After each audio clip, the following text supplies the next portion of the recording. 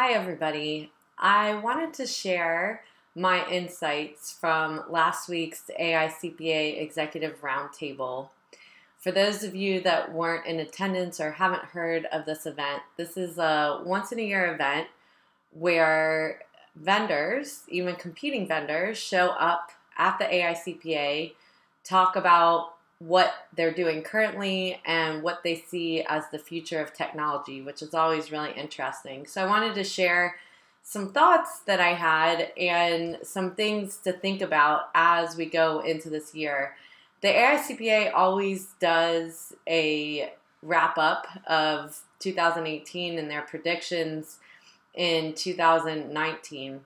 And what was really interesting was their focus on audit and compliance services due to the fact that there's so much research out there right now of how many job functions are being automated. And one of the reports they looked at was the World Economic Forum Future of Jobs report in 2018.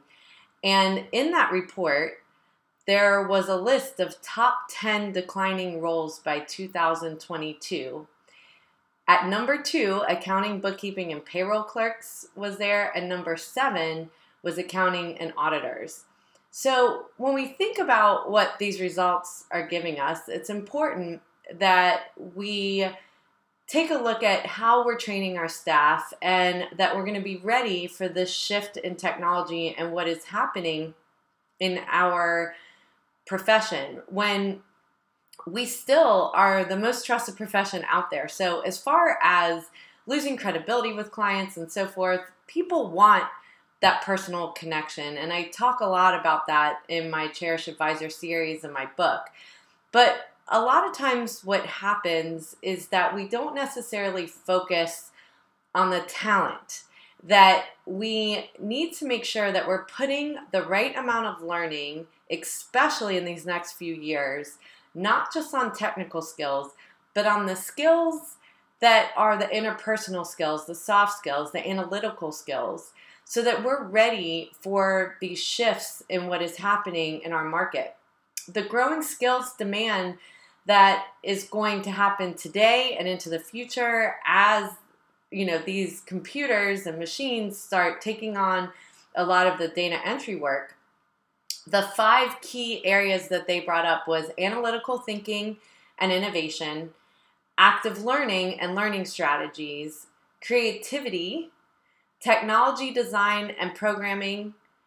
So these types of skills aren't necessarily what we set up in our learning objectives for our staff, for our teams, because we're trying to keep up with regulation and everything else that is coming our way.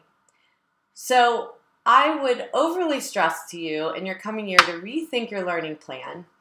The Future of Jobs report also predicted that we will need 20 days of learning per year for the next 5 years to start drawing these skill sets up, which means that we've got to dedicate non-chargeable time or time away if we're in a corporation on skills that aren't necessarily what we might be using right now, but to be ready for the future and deliver our services in a different way. So really think about how you're going to be doing this in this coming year.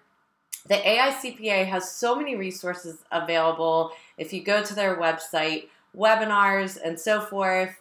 I also have lots of content to help with building this, but the one thing that's true is a machine will never beat our human creativity. So if there's any time to start changing the way you think about these skills, it's now. Because that is what's going to get you ahead for the future.